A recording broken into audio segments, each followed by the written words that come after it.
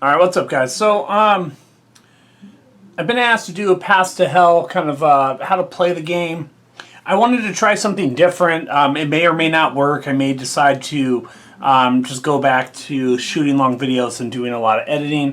What I'm going to try is some shorter videos. So what we have set up is Path to Hell. I don't have a specific scenario set up per se.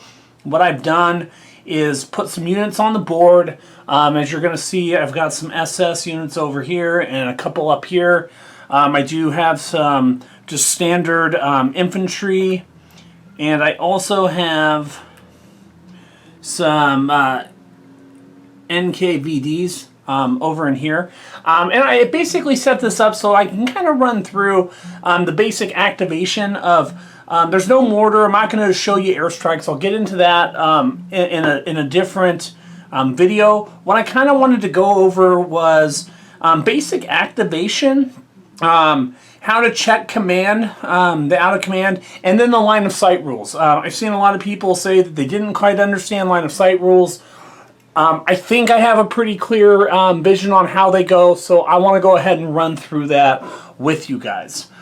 So with that said, basically what we have is we're going to point our attention to right here. Let's see if I can zoom in for you. So right here I do have a SS, Waffen SS from the B, basically it's part of the B company. And I do have the leader over here and the rest of the soldiers. So as you can see, each one of the leaders has to be present. There are replacement officers in the game that you can bring in when these guys do die, if that happens. My officer here, he has a command radius of 2. So that's basically, these guys are in command. Obviously, he's out of command, but I wanted him there so that I can explain blocking and blocking terrain for you guys.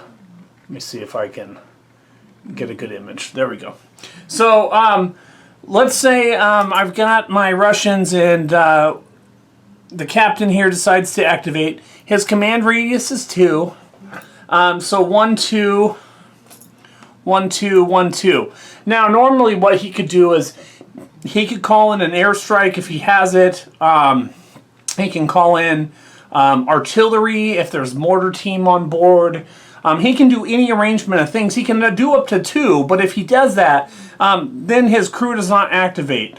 Once he's completed it, so we activate him, which now activates all of his troops. If one of these guys was out of command, he would not get to activate, and I'll go over that in a minute. So basically here, we're going to go ahead and activate, and for line of sight purposes, let's discuss what's blocking terrain and what's not blocking terrain. So basically you have your sheet that comes with the game, and there was a few things that I thought people were kind of confused on, and I kind of want to go over that. So obviously you have an open hex, and the open hexes obviously are not going to block terrain. Then you have rough, so you can't really see it too well unless I zoom in real close, but I just zoom right back out. There's kind of a grayed out area. It's a little rough. Those are rough.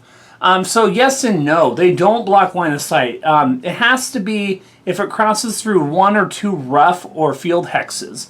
So if you had 2 of them in a row and your line of sight would cross through 2 of those to the enemy, well then yes, it blocks line of sight. But if it's through 1, you're okay. The same thing goes with the fields.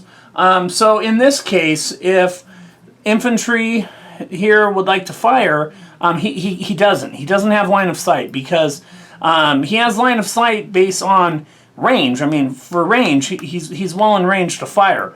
But what he's not in range to do is, what happens is 1, 2, 3, 4, but between 3 fields of the corn or whatever you want to call this, or wheat, now he cannot. It blocks his line of sight, so he has no clear sight here.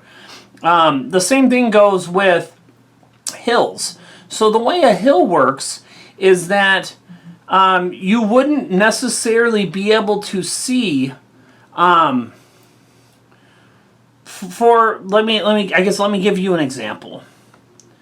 if I had a gentleman here, and just for purposes, I have this guy here, this guy does not have line of sight.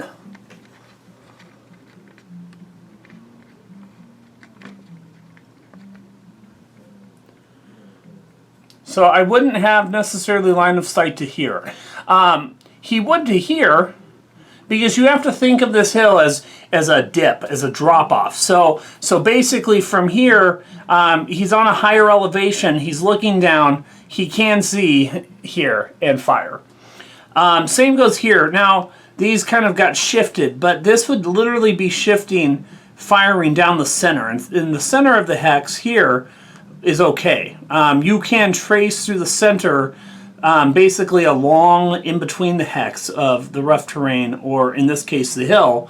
So he would be able to fire here, here. So he has got a line of sight. He would, but not from here. Okay, from here he would. He would have that line of sight. If I'm reading the rules wrong, I apologize. That's, after reading it a few times, that is what I was able to come up with on that case. Same would go here. If we move over to here, he doesn't have line of sight to here. Coming off the edge, he does have a line of sight here, but he wouldn't have it here. And it's that same principle coming here. I mean, tracing. I mean, he's not going to have line of sight here. Now, if you go based on the rules, he does have line of sight to here. So 1, 2, 3, no, 4, yes. Okay, coming to here, he doesn't have line of sight because this is going to block it. Because of the raised elevation, it would block his line of sight. If we move over to the bottom portion of my board,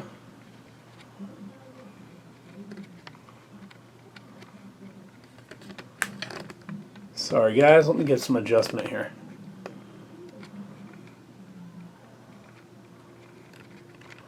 Let's take a look at the machine gunners. So my MG34s. Because the heavy weapons officer only has a command radius of 1,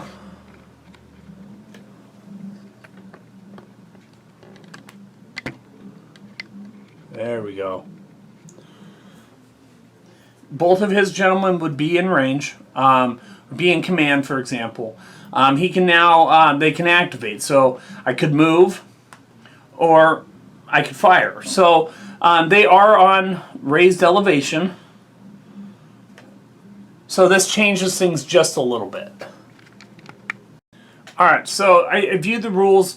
I was looking, so even the machine gunner here, 1, 2, 3, it's going to block his line of sight. He won't have it.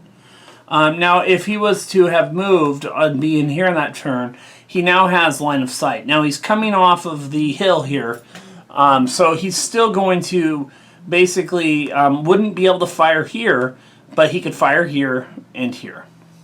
And the reason I think that I'm reading the rules right, there's been a few times where I have to kind of reread what I'm looking at just because the wording. I know it was translated over from Spanish to English, and so sometimes there's a few of the rules where I'm not fully sure what I'm reading until I reread it and kind of try to figure it out. But by looking at that, I mean, please correct me if I'm wrong. But wouldn't have line of sight here, but here to here I would. And then coming across this hill, I would not have line of sight from this angle, but from this angle, he would to his targets. So, with that being said, it's kind of tricky when you first read it, and then it's not. What I've noticed about the game from the few times that I've played it, it's a lot harder for me to explain than it is just to play it. But I don't necessarily think that it's a hard game. It's just, for me, it's just kind of remembering simple rules. I mean, you look at a map and you're looking at this map, and for me, when I first got it, what I'm doing is I'm looking at a map and I'm saying, hey, it's completely flat. And a lot of games really look flat in the maps, and this one doesn't. with the white, with the crest lines and the shadowing on the hills, it really does look like it's raised. And it makes it a little bit easier for me to take a look at that and say, okay, so I've got, you know, guys down here, and we're going basically, you know, this is upwards, it's a hill. So, you know, firing up and down hills, it's going to be difficult.